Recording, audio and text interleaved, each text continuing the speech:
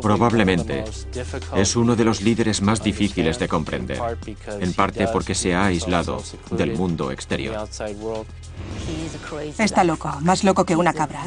Es muy calculador y perspicaz, y un buen estratega. Su sistema de gobierno es brutal para muchos de sus ciudadanos.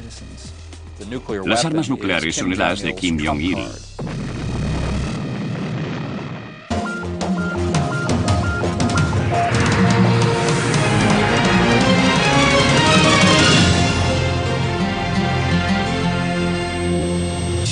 Corea del Norte, Kim Jong-il.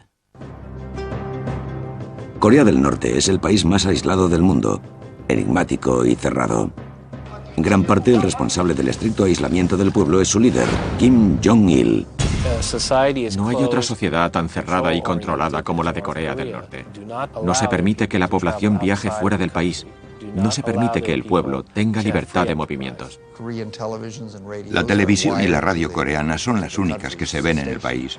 Y todo lo bueno que ocurre en nombre del líder. Pero en los últimos años también ha llamado la atención internacional por la continua amenaza de las armas nucleares. Por lo menos tienen un arma nuclear porque la explosionaron. Sospechamos que tienen un programa multifacético. No debemos subestimar a Kim Jong-il. Creo que no es un hombre irracional, no está loco, no es tonto. Es una persona inteligente y sabe qué quiere. Así es como subsisten los regímenes autoritarios, porque abusan arbitrariamente de su poder y aterrorizan al pueblo. Su imprevisibilidad es lo que los hace tan temibles. La verdadera capacidad nuclear y las intenciones de Corea del Norte son desconocidas, tanto si las tienen para su propia defensa contra los países vecinos o como muestra del poder de Kim Jong-il. Sus artefactos nucleares tienen al mundo en suspenso. Durante toda la vida de Kim Jong-il, ha sido difícil filtrar los hechos verdaderos de la ficción. Los mitos empezaron el día que nació. Uno es la historia de la propaganda oficial de Corea del Norte, que dice que nació el 16 de febrero de 1942 en un campamento secreto de los revolucionarios dirigido por su padre, situado a los pies de la montaña sagrada de Paektu, en la frontera entre Corea del Norte y China. En el cielo apareció un arco iris doble y las flores florecieron en pleno invierno para anunciar el nacimiento del próximo gran líder de Corea del Norte. Sabemos que nació en una casucha en la Unión Soviética, mientras su familia estaba bajo la protección del Soviet. Es un hombre rodeado de un mito heroico, pero la realidad es muy distinta. En la época en la que nació Kim, en 1942, su padre, Kim Il-sung, era comandante del ejército soviético, entrenado por los rusos en Siberia para la guerra de guerrillas. La madre de Kim, Kim Jong-suk, era miembro del ejército de Kim Il-sung. No sabemos mucho de su juventud, excepto que aparentemente era una apasionada comunista, una buena esposa y que apoyaba a Kim Il-sung. Kim Il-sung pasó la mayor parte de su época de guerrillero en China, pero en el otoño de 1940 los japoneses empujaron a los guerrilleros hacia Rusia, al lejano oriente soviético, y así fue como Kim Il-sung terminó en Siberia y se convirtió en miembro del ejército soviético durante los 4 o 5 años que duró la guerra. Al final de la Segunda Guerra Mundial, los soviéticos enviaron a Kim Il-sung y su familia a Corea. Rusia controlaba Corea del Norte y debido a su lealtad al ejército soviético, lo pusieron al frente del país. Instauró un gobierno rígido y totalitario y se convirtió en el gran líder, adorado y temido. Kim Il-sung fue el fundador de la República de Corea del Norte. Estaba bendecido tanto por los chinos como por los rusos. Era un gobernante muy carismático, gran estratega y una persona muy capaz. Era un hombre muy reverenciado por el pueblo de Corea del Norte. Lo veían como un libertador, una especie de George Washington de Corea del Norte. Porque había luchado contra los japoneses, había liderado la guerrilla en Manchuria contra los japoneses. Era un político nato. En cuanto a su hijo, Kim Jong-il, se le relacionó con actos malévolos poco después de su nacimiento. Una terrorífica historia lo vincula a la muerte de su propio hermano, que se ahogó a la edad de 2 años. Cuando cayeron al agua, él salió primero, y cuando su hermano intentó sacar la cabeza, lo empujó bajo el agua. Otro informe decía que reía mientras oía que su hermano hacía blub, blub, blub. Muchos de esos informes nos vienen filtrados a través de la inteligencia surcoreana, que en esa época tenía un gran interés en mostrar una imagen negativa de él. Está claro que su hermano murió durante ese episodio, y tanto si lo mató o si vio cómo ocurría, en cualquiera de los dos casos tuvo repercusiones muy negativas en sus hijos. Siguieron más situaciones dolorosas. En 1949, el mismo año en que su padre fue nombrado presidente del Partido Obrero Coreano, la madre del pequeño Kim murió repentinamente de parto. Su madre era una figura importante, alguien a quien quería y a quien había idealizado y engrandecido como madre de la revolución. Kim solo tenía 8 años cuando murió su madre, y su padre no se ocupaba de él. Kim Il-sung era una figura distante, obsesionado por consolidar su poder en Corea del Norte. Kim Jong-il creció en una situación familiar que le dio inseguridad desde el principio. Creció en una casa con una madrastra que quería que su hijo fuera el sucesor. Y en esa familia había mucha tensión.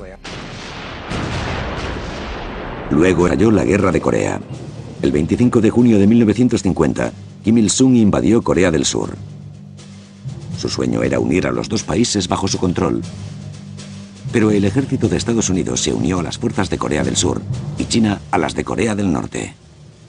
De no ser por la intervención de los norteamericanos, Kim Il-sung podría haber conquistado muy fácilmente a Corea del Sur. La Guerra de Corea terminó 3 años después en punto muerto, con la pérdida de 3 millones de vidas humanas. Las dos Coreas quedaron divididas por una zona desmilitarizada a lo largo del paralelo 38.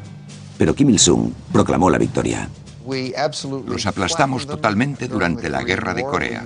Usamos napalm por primera vez y sus ciudades quedaron prácticamente arrasadas. Fue reflejado en la propaganda oficial como una guerra para liberar el sur. Y era una victoria, porque los norteamericanos querían conquistar Corea del Norte, y los norcoreanos lo habían impedido. La verdad fue rehecha por el líder vencedor, en quien el pueblo confiaba incondicionalmente. Kim Il-sung irradiaba confianza política. Pero había consecuencias brutales para aquellos que lo cuestionaban. De hecho, antes de 1956, 3 años después del fin de la guerra, montó varios juicios abiertos a sus rivales y de entre ellos, en un par de casos, fueron ejecutados. Y desde ese momento en adelante, Kim Il-sung estableció un culto a su personalidad en Corea del Norte, como habían hecho Mao Zedong y José Stalin. Kim Jong-il pasó los años de la Guerra de Corea en China, pero a su regreso a Corea del Norte disfrutó de riquezas y privilegios desconocidos para la mayoría de norcoreanos. En muchos sentidos, Kim Jong-il estaba mimado. Era tratado con gran deferencia, casi como el hijo de un dios. Desde la adolescencia a Kim no le gustaba su físico. No tenía el buen aspecto de su padre. Era bajo y no muy atlético, pero vivía como un rey. Asistía a las mejores escuelas y luego a la Universidad de Kim Il-sung. Kim Jong-il tiene una personalidad muy diferente a la de su padre. Evidentemente, Kim Jong-il tiene una personalidad mucho más abierta. Nunca tuvo disciplina. Le trataban como a un príncipe y creía que siempre podía hacer lo que quisiera. Kim Jong-il no tiene el carisma de su padre, no tiene su presencia física. En la universidad, Kim Jong-il se enamoró de una joven profesora de literatura y se casó poco después. Conoció a la que sería su primera esposa en la Universidad de Kim Il-sung. Ese sería el matrimonio oficial. Por lo que yo sé, tiene 2 esposas no oficiales. Una de ellas era Sung Jae-rim, una estrella de cine norcoreana. Y de esa unión nació un hijo, Kim Jong-nam, nacido en 1971. Nunca se ha sabido con certeza cuántas esposas o amantes tiene Kim Jong-il. Cuando se tituló en la Universidad Kim Il-sung en 1964, fue nombrado subdirector de propaganda y del departamento de agitación. Pero la pasión de Kim Jong-il estaba en otro lugar. En enero de 1970 se convirtió en el subdirector del departamento de arte y cultura. Eso es lo que realmente le gusta. Enseguida empezó a producir obras dramáticas, óperas y especialmente películas. El cine parece ser su verdadera pasión.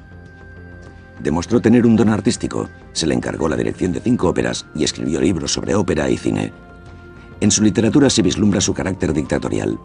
Los capítulos de uno de sus libros sobre cine tienen títulos como El director es el comandante del grupo creativo y Sean leales al partido y demuéstrense a sí mismos que son dignos de la confianza que se deposita en ustedes.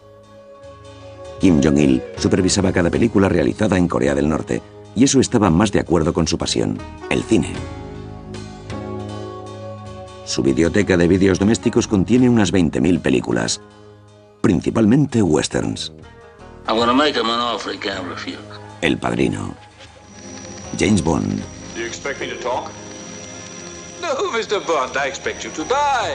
la serie de Viernes 13 es una de las favoritas de Kim Jong-il.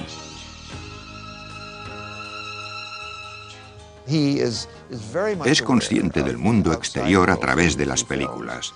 Creo que las películas son una ventana por la que Kim Jong-il y quienes le rodean han aprendido mucho de lo que ocurre en el resto del mundo. Con las películas, Kim Jong-il podía reescribir la historia del país. Poco después, también intentaría escribir el guión para todo el mundo.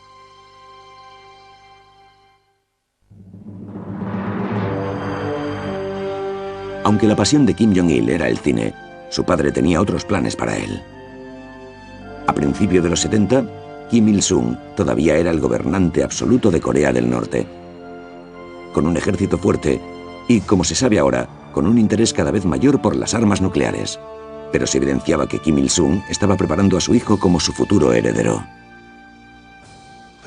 Todavía no era una figura pública. En 1974 aparecieron unos informes misteriosos en los medios de comunicación de Corea del Norte que se referían a un partido del centro. El partido del centro ha hecho esto, el partido del centro ha pedido tal cosa. Y quedó claro que el partido del centro era el joven Kim Jong-il. Kim Jong-il salió de la sombra de su padre y empezó a consolidar su propio poder.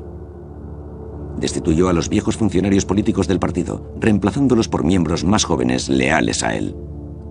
Kim Jong-il fue designado sucesor de su padre desde principios de los 70 y probablemente a partir de entonces fue representado como líder competente y muy capaz. Empezó a ocuparse de los asuntos cotidianos del gobierno de su padre, aunque Kim Il-sung seguía ostentando el poder. Una tarea importante sería el traspaso de la ideología de autosuficiencia de su padre. Esto es autogestión. Y el resultado es un gobierno que intenta terminar con cualquier dependencia de otra nación en la comunidad internacional, viéndolo como la mejor manera de asegurar su propia autonomía, su propia independencia y su propia soberanía. Pero eso era contrario a la realidad. Corea del Norte recibía muchos alimentos y ayuda económica de sus vecinos comunistas. Corea del Norte tiene unos tremendos problemas económicos. Durante la Guerra Fría recibió ayuda de Rusia y China. Es un país muy montañoso, con pocas tierras cultivables, y solo produce un 80% de sus necesidades. Pero ese tipo de temas domésticos no interesaban demasiado al joven heredero. Dedicaba la mayor parte de su tiempo a rodar películas, particularmente las de naturaleza propagandística. Para llevar a cabo sus planes organizó una extraña aventura de película de espías. En 1978 ordenó el rapto de una de las estrellas de cine más famosas de Corea del Sur, Choi Yun-hee. Me obligaron a subir a un barco y me dijeron que me llevaban a Corea del Norte. En ese momento me desmayé por la conmoción. Y cuando me desperté estaba en un barco enorme. Grité histéricamente y les pregunté dónde me llevaban. Les dije que tenía una familia en Corea del Sur que dependía de mí. Y me respondieron que iba a reunirme con Kim Jong-il. 6 meses después, Kim Jong-il raptó a su marido, el director de cine Shin Sang-ok. No pude ver a mi esposa hasta los 6 meses de mi llegada. Pensé que había muerto. Quería que le ayudásemos a reactivar la industria del cine en Corea del Norte. No tuvimos más remedio que aceptar su proposición y trabajar para él y aparecer en las películas para ganarnos su confianza. Una de las películas que hicieron juntos fue Pulgasari, una historia de un héroe monstruoso de metal que lideraba al pueblo contra un ejército invasor. Kim pensaba que Shin podía ayudarle a producir películas que glorificaran al Partido Obrero Coreano. Me dieron dinero, me trataron bien y me permitieron viajar por el mundo siempre que quería, aunque con un guardaespaldas, y eso no es libertad. Durante la década de los 70, Kim Jong-il continuó adquiriendo poder. En 1980, durante el 6º Congreso del partido, fue ascendido de nivel dentro del partido. Ya solo su padre lo superaba. Así que en ese momento, en 1980, quedó claro que el heredero de Kim Il-sung sería Kim Jong-il. Y todo sucedió desde entonces. Produjo varias biografías. El país se inundó de propaganda sobre él. Y también la prensa extranjera publicó noticias sobre Corea del Norte. Kim Jong-il era representado como el amado líder. Se le describía como un mujeriego y un hombre que adoraba las fiestas en las que se consumían barriles de coñac. También se decía de él que era muy presumido. Medía solo 1,55 m. Consciente de su aspecto, Kim llevaba alzas de 10 centímetros y un peinado abultado para parecer más alto. Tiene un aspecto raro. Intenta ir a la última moda, pero a veces no lo consigue. El problema es que nadie se lo dice, nadie se atreve. Che Yoon-hee y Shin Sang-ok escaparon de Corea del Norte 8 años después de ser raptados, pero el reinado de terror de Kim Jong-il acababa de empezar. Después de años de preparación para suceder a su padre, en los años 80, Kim Jong-il impuso su propio estilo de liderazgo, con importantes acciones de terrorismo internacional. Se cree que Kim fue quien ordenó el bombardeo de Rangún, Birmania, en 1983, donde murieron 17 funcionarios surcoreanos.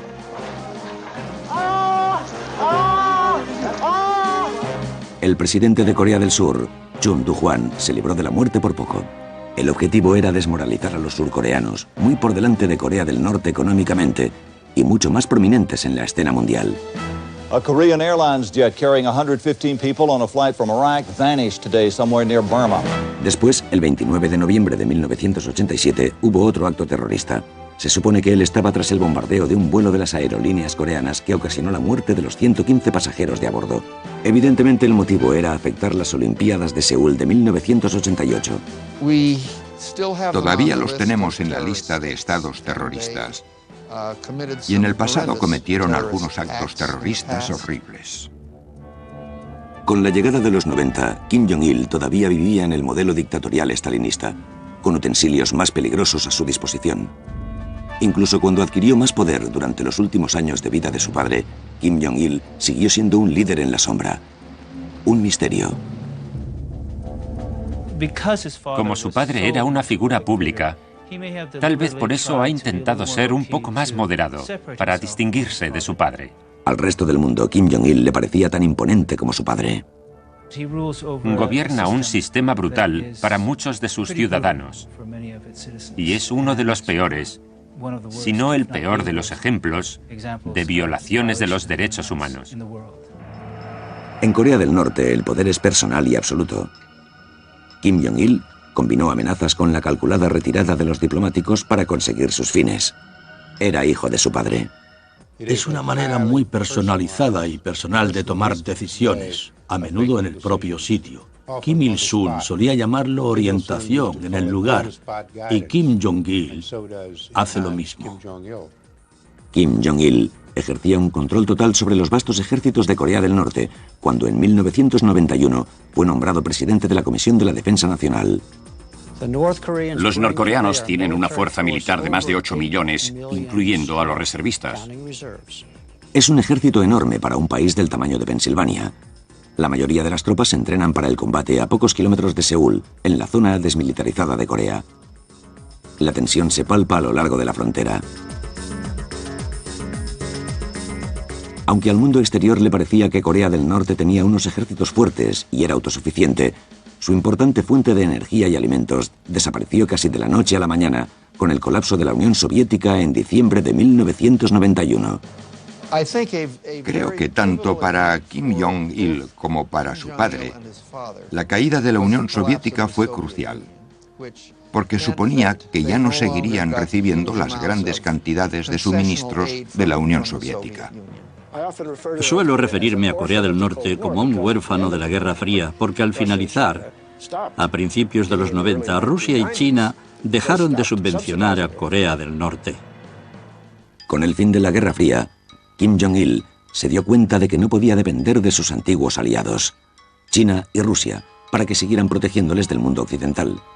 Se renovó su interés por el desarrollo nuclear. El programa nuclear norcoreano ha estado ahí durante más de 20 años, pero empezó a ser importante desde que la Unión Soviética se derrumbó. Cuando Kim Jong-il se preparaba para asumir el control del país en 1994, Corea del Norte presentó el programa de armas nucleares. Para Estados Unidos, era una amenaza directa e inminente. The situation in Korea is serious, and we have responded in a serious way. Corea del Sur se preparaba para un devastador ataque del norte, y la administración Clinton ordenó al secretario de la Defensa, William Perry, que planeara la estrategia ante un ataque inesperado. Sigilosamente estábamos aumentando nuestras fuerzas en Corea del Sur, en la costa, y creo que estuvimos muy cerca de lo que habría sido un conflicto muy sangriento. Habríamos ganado, pero las bajas habrían sido enormes, incluyendo las norteamericanas. En junio de 1994, tanto Corea del Norte como Estados Unidos se negaban a claudicar, y el expresidente Jimmy Carter consiguió negociar un trato aceptable para ambos bandos. A cambio del combustible que tanto necesitaban para la calefacción y los reactores nucleares, utilizados exclusivamente para generar electricidad, Corea del Norte detuvo su programa de armas nucleares. Conseguimos que dejaran de producir cientos de armas nucleares por un tiempo. Los detuvimos. Lo paramos en seco casi sin ningún costo. Pero a esa seguirían otras muchas tensas y similares negociaciones.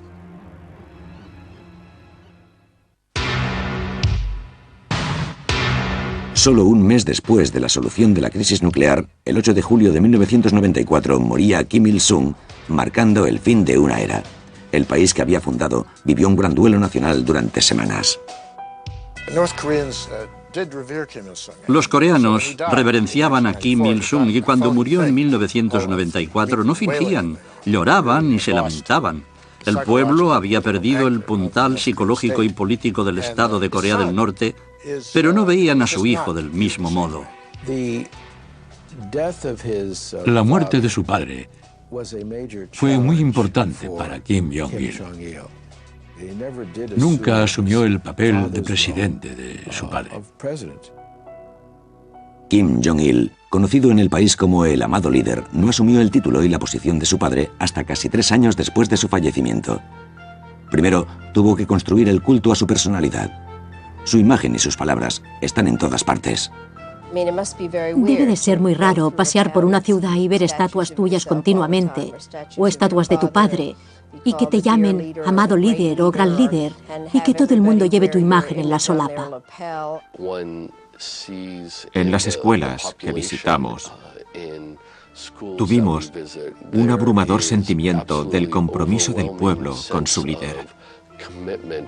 Las canciones que los niños cantaban en la escuela, los libros de texto, las coreografías de los gimnastas, todo giraba en torno a Kim Jong-il, Kim Il-sung y el patriotismo. Pero construir el culto a un líder que casi nunca había hablado en público fue un reto. Gloria a los oficiales y los soldados de la revolución. Se cree que este breve comentario fue el primero y uno de los pocos que hizo ante el público norcoreano. Kim Jong-il tenía mucho que superar, especialmente el fantasma de su padre. Todavía hablan de que el espíritu de Kim Il-sung gobierna Corea del Norte como si fuera el presidente eterno del país y Kim Jong-il solo fuera una pálida sombra. Para situarse firmemente en su lugar como nuevo líder de Corea del Norte, Kim Jong-il inició otra campaña, esta vez para sí mismo. En 1982, el cumpleaños de Kim Jong-il se declara día festivo y en 1995 se convirtió en una fiesta nacional de 2 días. La capital, la ciudad de Pyongyang, es un testamento del poder político de Kim Jong-il y su padre, y un monumento al culto de su personalidad. Durante la Guerra de Corea, Pyongyang fue prácticamente reducida a escombros por los bombarderos norteamericanos y luego fue reconstruida como ciudad monumental, con avenidas tremendamente anchas, con muy poco tráfico y grandes edificios al estilo estalinista. Es muy comunista en lo que respecta a la Gran Plaza Mayor, donde se encuentra el Ministerio de Asuntos Exteriores, pero lo que es evidente es que estás en una ciudad muy pobre. Para los pocos norteamericanos a quienes se les permitió visitarla, Pyongyang es obviamente un escenario. Vimos un hotel con cientos de pisos, pero estaba vacío. No funcionaba nada, ni los ascensores, ni el agua, nada. Estaba vacío, excepto los 3 primeros pisos. La creación de la magnífica ciudad de Pyongyang es una creación para perpetuar su identidad y su engaño. Una dura realidad se escondía tras la pompa y la fachada de la ciudad. Kim Jong-il ha mantenido a Corea del Norte en la ignorancia. El país es tan pobre que una fotografía tomada de noche por un satélite muestra que la luz no brilla como en Corea del Sur. En 1995, incluso cuando Kim Jong-il continuaba financiando al ejército, Corea del Norte sufría un duro desastre. Una hambruna atroz que asoló al país y no dejó impasible a nadie. Vimos casos muy graves de desnutrición. Veías criaturas consumidas por la enfermedad, tan delgados que tenían la piel arrugada. Niños tan delgados que se les marcaban las costillas. Estaban lánguidos y apáticos, casi a punto de morir. En Corea del Norte han muerto de hambre unos 2 millones de personas. Y creo que fue debido al hecho de que la ayuda alimenticia procedente de la Unión Soviética ya no llegaba. He usado el término narcisismo maligno para designarlo, porque está atrapado en la grandiosa imagen de sí mismo que ha construido. No puede sentir empatía con el dolor o el sufrimiento de otros, incluyendo a su propio pueblo. A pesar de los esfuerzos de Kim Jong-il para que el pueblo ignorase las terribles condiciones, en 1999, el médico alemán Norbert Bollersen filmó en vídeo las desesperadas condiciones de los hospitales locales. Dentro no hay nada. No hay medicinas, ni alimentos, ni siquiera pueden dar de comer a los médicos. No pueden dar de comer a los pacientes. Me quedé atónito cuando vi esos pijamas de rayas azules y blancas. Me parecía estar viendo los campos de concentración de Auschwitz o Treblinka.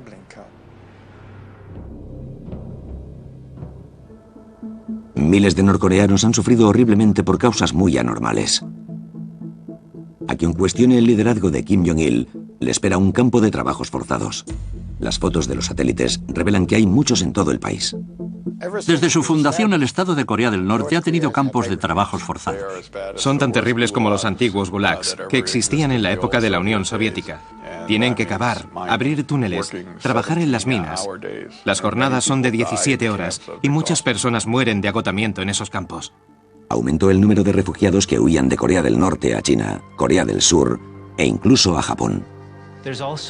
También hay un gran número de refugiados que han dejado Corea del Norte, tanto por la mala situación económica como por la represión política. La pobreza del país es casi indescriptible, aunque Kim Jong-il y sus partidarios viven muy bien.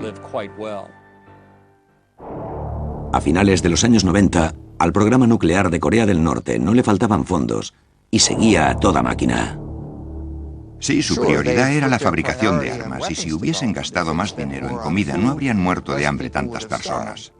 Para los norcoreanos, su armamento se convirtió en una fuente de orgullo nacional. Los misiles desfilaron ante el público como parte de las fiestas. En 1997, por sugerencia de los pakistaníes, emprendieron en secreto un programa para producir uranio enriquecido hasta el punto de que pudiera ser utilizado en armas nucleares. Oí comentar a la gente que tenían 4, 6, 8 armas de plutonio. Llevaban a cabo otras actividades encubiertas, como los medios para la reforma económica. Sin duda, parte de las formas con las que el régimen intentaba obtener beneficios eran actividades ilícitas, tráfico de drogas y falsificaciones.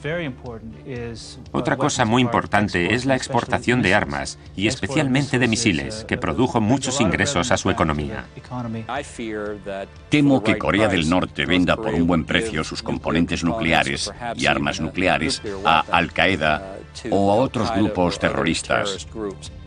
En contra de la esperanza de su padre, su teoría de la autosuficiencia, Kim Jong-il llevó a su país al comercio internacional de tecnología nuclear.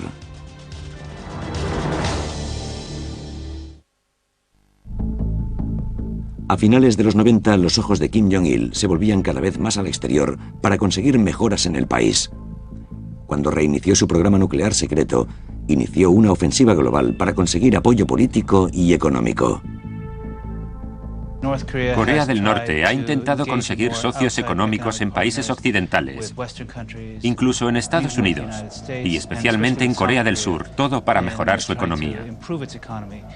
Un dramático ejemplo fue la cumbre de junio del año 2000 en Pyongyang, entre Kim Jong-il y el presidente Kim Dae-jong de Corea del Sur, que apareció en los titulares de todo el mundo. Los surcoreanos estaban sorprendidos por un Kim Jong-il que no se esperaban.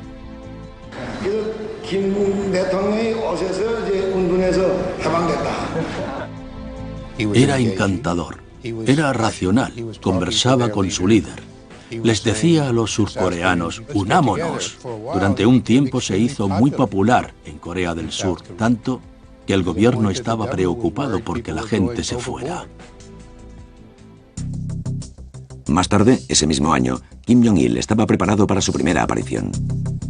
Lo más interesante son sus ropas. Lleva una ropa tan informal que parece más un mecánico que el mandatario de un país. En octubre de 2000, la secretaria de Estado de Estados Unidos, Madeleine Albright, visitó Corea del Norte. Era una oportunidad única para ver a Kim Jong-il cara a cara. Vive en su propio pequeño mundo, donde imagina cómo es Corea del Norte. Por otro lado, cuando hablas con él, es totalmente racional. Pocos norteamericanos han conocido a Kim Jong-il. Harold Koh también lo conoció como miembro del partido de Albright. Nos dio la impresión de que era una vieja estrella del rock que trataba de llamar nuestra atención y que, sobre todo, era un empresario. Kim Jong-il montó un elaborado espectáculo para sus visitantes. Había entre 50 y 100.000 personas en el estadio e hicieron una exhibición tras otra. Fue una actuación extraordinaria, perfectamente cronometrada. Era una campaña de publicidad muy bien ideada que iba en contra del carácter de Kim Jong-il. El líder, normalmente recluido, se aventuraba a salir más al mundo. En 2001 realizó un viaje en tren de 24 días a través de Rusia con un emisario ruso. Admite que no le gusta volar. Por ejemplo, en una visita a Rusia le dijo a un diplomático ruso: voy a Moscú en tren porque quiero ver desde tierra cómo está cambiando Rusia. Y eso no se ve desde el aire. Un año después, Kim Jong-il tuvo que enfrentarse a los cambios ocurridos en Estados Unidos. Madeleine Albright no había tenido tiempo de coordinar una conferencia cumbre con Bill Clinton, y una nueva crisis amenazaba al nuevo presidente de la administración. Pocas semanas después de convertirse en presidente, George Bush anunció que Estados Unidos no seguiría tratando ni negociando con los norcoreanos, porque no estaban cumpliendo sus acuerdos. Los norcoreanos se quedaron perplejos porque las cosas habían cambiado mucho desde la elección de George W. Bush. Pero todavía les esperaba una sorpresa aún mayor. En 2002, en su discurso de enero sobre el estado del partido, el presidente George Bush declaró que Corea del Norte, Irán e Irak eran una amenaza. States like these and their terrorist allies constitute an axis of evil Los norcoreanos reaccionaron muy enérgicamente contra las palabras eje del mal. Estaban sorprendidos por el lenguaje de Estados Unidos. Esta es la mayor proliferación mundial de misiles balísticos. Y el peligro que supone para el mundo no es solo que puedan usarlas, sino que puedan suministrar armas y materiales nucleares a otros países. En un mensaje al mundo después del 11 de septiembre, el presidente Bush dijo que Kim Jong-il, Saddam Hussein y Osama Bin Laden eran iguales. Kim Jong-il se convirtió en blanco de Estados Unidos. Sentían que aumentaba la hostilidad de Estados Unidos y los líderes norcoreanos pensaron que su defensa debía ser más fuerte. Una de las razones por la que el pueblo está hambriento es porque el líder de Corea del Norte no se ha preocupado de fortalecer su economía. Tenemos un gran corazón, pero no para alguien que deja que su gente pase hambre. Demonizando a Kim Jong-il, le hacemos mucho más difícil conseguir sus propósitos y también hacemos que Corea del Norte sea sospechosa en las mentes de muchas personas que cuando escuchan al presidente creen que habla a Dios. El liderazgo norcoreano llegó a la conclusión de que la mejor defensa es el ataque. Dijeron, tomemos el camino de la ofensiva, y por eso crearon otra crisis nuclear. Además de aumentar el desarrollo nuclear en Corea del Norte, los comentarios de Bush situaron a Kim Jong-il en una posición más alta en el ruedo mundial, para lo bueno y lo malo. ¿Sabe quién es Kim Jong-il? Tal vez recuerdes a su padre mental, Il. En una película de James Bond, serie favorita del dictador aficionado al cine, los malos son los coreanos. Y el gobierno presentó una protesta oficial en el verano de 2002. Era otra afrenta personal a Kim Jong-il. Poco después, ese mismo año, con el aumento de la crisis, Kim Jong-il tendió la mano a sus viejos enemigos. En octubre de 2002, 5 ciudadanos japoneses fueron devueltos a sus familias. Eran los únicos supervivientes. Kim Jong-il admitió que agentes norcoreanos habían raptado a más de 20 personas en las calles de Japón durante los años 70 para que entrenaran a los agentes que servían en Japón. Dijo que era algo que se había hecho en el pasado, que lo lamentaba y que no se repetiría, y que había criticado por eso al régimen de su padre. Pero estar cerca de un país que fabricaba armamento nuclear causaba inestabilidad en Asia, particularmente en Corea del Sur. El hecho de que Corea del Norte posea armas nucleares produce una gran desestabilización en el noroeste de Asia y en todo el mundo. Por eso, si no resolvemos el problema, Japón también querrá armas nucleares, Corea del Sur, Taiwán y tal vez otros. Mientras sus esfuerzos continuaban, los planes nucleares domésticos de Kim Jong-il salieron a la luz. En octubre de 2002, Corea del Norte confesó que estaban construyendo un reactor para enriquecer uranio. En diciembre, el régimen expulsó a los inspectores de la ONU y en enero de 2003 se retiró del Tratado de No Proliferación Nuclear. En febrero, reabrió una planta para procesar material para armas nucleares. Cálculos aproximados indican que producían unos 150 kilogramos de plutonio cada año. Y se estima que con eso tenían para fabricar 30 armas al año. Los avances se detuvieron. Corea del Norte pidió mantener conversaciones bilaterales con Estados Unidos, que fueron declinadas. Ambos bandos se observaban minuciosamente ante una ruptura. Continuaremos trabajando desde la diplomacia para dejar claro que Kim Jong-il recibirá la ayuda que necesita para su pueblo, pero que debe obedecer la demanda del mundo de que no desarrolle armas nucleares. Un año después del comentario del eje del mal, en marzo de 2003, Estados Unidos invadió Irak. Los norcoreanos se tomaron muy en serio nuestra invasión de Irak. Y creo que la lección que aprendieron es que no les íbamos a dejar fabricar armas nucleares y se prepararon contra un posible ataque. Cuando la Casa Blanca dedicó la mayor parte de su atención a Irak, las negociaciones se encaminaron a una solución diplomática entre Corea del Norte y sus vecinos. Ha habido un factor unificador, porque hay 6 personas conversando de Corea del Norte, de Rusia, de China, de Japón y de Corea del Sur, que están muy unidos en su deseo de encontrar un final pacífico para los problemas nucleares en Corea del Norte. Las conversaciones de los 6 comenzaron en agosto de 2003, en un esfuerzo combinado entre Corea del Norte y Corea del Sur, Estados Unidos, Japón, China y la Federación Rusa. Lo que Estados Unidos dice es que el chantaje no funcionará. Esto no es solo un problema entre Estados Unidos y Corea del Norte. Es un problema para muchos estados, particularmente los de la región. Creemos que hay oportunidades de que la diplomacia encuentre una solución.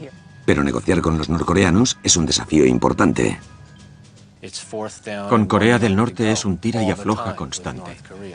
En otras palabras, nunca puedes estar seguro de si vas a hacer progresos o no, y si las negociaciones se van a romper. De pronto, una revelación terrible. In many parts of the world tonight, people are trying to interpret what North Korea really has in mind. Today, at a round of talks in Beijing, a North Korean diplomat announced that his country has nuclear weapons, will test them, and has the means to deliver them as well. Empezó un año de amenazas entre el gobierno de Bush y Corea del Norte. En Estados Unidos aumentó el temor porque Corea del Norte proporcionara uranio y tecnología nuclear a otros países. Si Corea del Norte consigue sus armas nucleares, los gobiernos de todo el mundo que desean adquirirlas mirarán a Corea del Norte e Irán con mucha atención.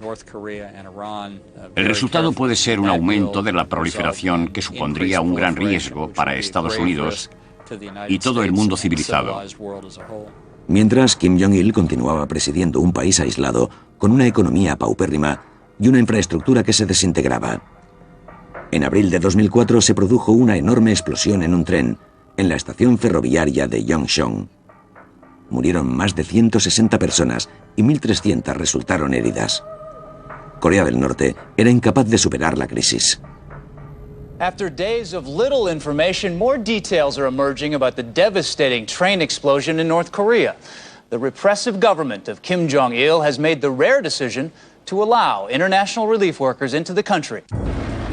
En julio de 2004, Corea del Norte cerró nuevamente el acceso a su país y probó misiles de corto y largo alcance sobre el mar de Japón.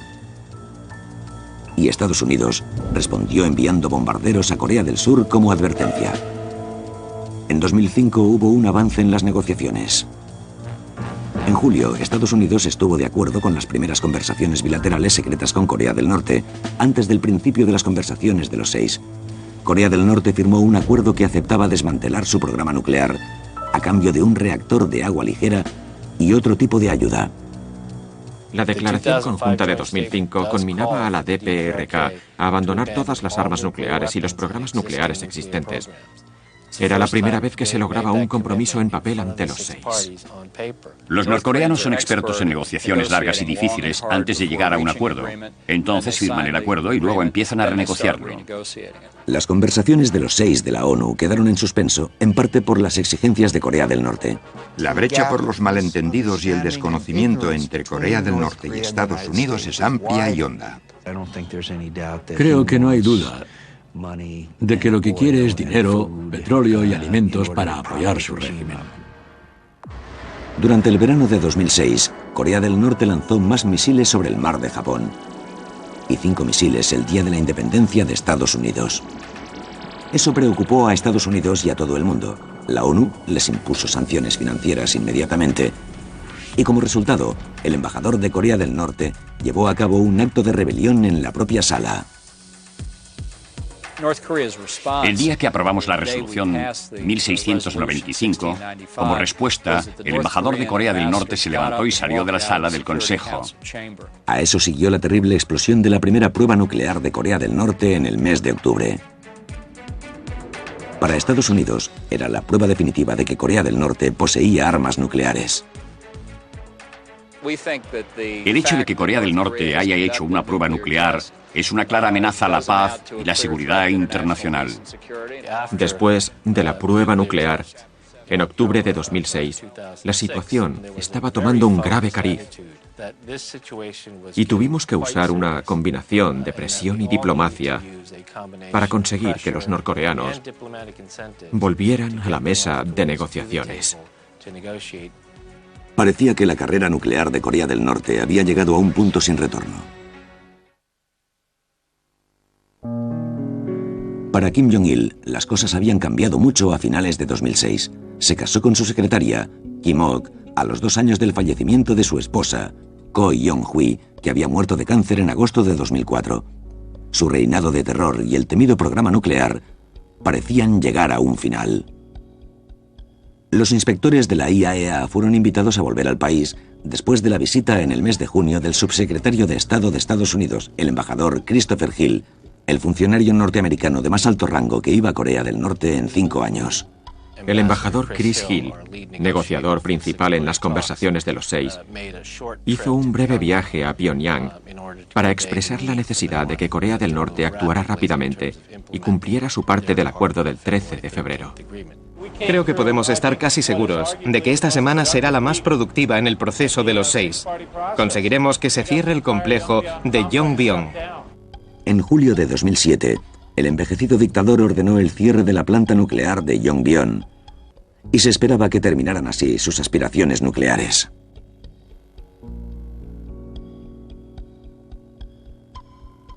El acuerdo del 13 de febrero de 2007 ordenaba la total desnuclearización de Corea del Norte. A cambio, se prometió la entrega de 25 millones de euros en fondos controlados por Estados Unidos en uno de sus bancos de Macao, 1 millón de toneladas de combustible y otros arreglos económicos. Tuvieron que darles esto y lo otro, ayuda energética, ayuda económica. Los 6 también les dieron una visión más amplia de que ocuparían su lugar en Asia si daban el paso de desnuclearizarse. En cuanto los fondos de Macao y la primera remesa de suministros de petróleo fueron transferidos a Pyongyang, Corea del Norte cumplió su promesa y cerró su reactor nuclear en pocos días. Ya han hecho muchas promesas sobre la desnuclearización de la península de Corea y no las han cumplido totalmente. Examinando la historia se observa un modelo de negociaciones difíciles y promesas incumplidas. Sigue habiendo dudas y esperanzas respecto a si este será el último capítulo de las aspiraciones nucleares de Corea del Norte. No creo que se pueda disuadir totalmente a Kim Jong-il, porque esas armas son su as contra Estados Unidos, contra Japón, contra el pueblo coreano. Pero aún en mitad de las duras negociaciones nucleares, ha tenido tiempo de concentrarse en la pasión de toda su vida, el cine. Presentó el documental El diario de las colegialas al Festival de Cannes de 2007. Kim Jong-il dirigió este documental sobre una colegiala egoísta que aspira a los ideales occidentales capitalistas, pero con un final feliz. Es la representación de que el Estado es más importante que el individuo. Esto podría expresar las difíciles elecciones a las que Kim Jong-il se enfrenta ante sus esperanzas para el futuro de Corea del Norte y para él mismo. Por una parte, Kim Jong-il quiere ser visto como el hijo amante. Dice ser el líder que ha guiado a los norcoreanos a través de las tradiciones revolucionarias de su padre. Por otro lado, quiere que se reconozcan las mejoras que ha hecho en Corea del Norte. Ha habido cambios tangibles en la vida cotidiana de los norcoreanos. La alimentación ha mejorado en los últimos años, con las contribuciones de organizaciones internacionales, como el Programa Mundial de Alimentos de la ONU, y de países vecinos, como China y Corea del Sur. Las reformas económicas han sido introducidas regularmente, alejándose de los ideales comunistas. Ha habido una ligera liberación de la economía, aunque en el campo se ven muy pocos cambios. Corea del Norte se ha abierto al turismo recientemente e incluso permite visitar uno de sus templos sagrados. Otra aventura económica es la venta internacional de su licor de arroz, soju, y se rumorea que llegará a Estados Unidos. Cuando el pueblo de Corea del Norte, que desde hace mucho está apartado del mundo exterior, llegue a comprender que está muy por detrás de Corea del Sur, se preguntará quién es el responsable, quién es el culpable, y eso llevará al cambio de liderazgo. Kim Jong-il corre ese riesgo. Los norcoreanos continúan aislados del resto del mundo. Kim Jong-il no permite que su pueblo navegue por Internet. Solo pueden ver los sitios que él diseña. Pero el gran líder no puede controlar los desastres naturales. En agosto de 2007, una semana de lluvias torrenciales que asolaron el país provocaron terribles inundaciones que causaron 600 víctimas y dejaron sin hogar a 100.000 personas. La ONU y Corea del Sur enviaron millones de euros en ayudas. El país estaba en peligro de sufrir otra hambruna similar a la de finales de la década de los 90. Kim Jong-il tuvo que posponer la cumbre de Corea del Norte y Corea del Sur hasta octubre de ese mismo año. Kim Jong-il dio la bienvenida al presidente de Corea del Sur, Roh Moo-hyun, y después de varios días de conversaciones, los dos líderes firmaron un tratado de paz para terminar la guerra de Corea y dar los pasos necesarios hacia desmontar el programa de armas nucleares de Corea del Norte. Después de firmar el acuerdo de paz, los dos líderes levantaron sus brazos en señal de victoria y brindaron con champán. Los insistentes rumores sobre su delicado estado de salud plantean la cuestión de su sucesión. Es difícil decir quién sucederá a Kim Jong-il. Estamos viendo algunos indicios de que le sucederá a alguien de la nueva generación. Solamente ha habido una sucesión en el liderazgo del padre, Kim Il-sung, a su hijo. La gente habla de que probablemente le sucederá a uno de sus hijos, pero en estos momentos no se sabe con certeza. También está la cuestión del legado de Kim Jong-il. Es difícil imaginar que los coreanos, especialmente los norcoreanos, le tengan el mismo respeto que a su padre. Afortunadamente él es el último dictador comunista y creo que cuanto antes desaparezca su régimen, tanto mejor para el mundo. E indudablemente será mucho mejor para el pueblo de Corea del Norte. Hay un dicho coreano que dice: el que monta un tigre se arriesga a que se lo coma cuando desmonte. Y creo que eso resume el dilema al que hoy se enfrenta Kim Jong-il.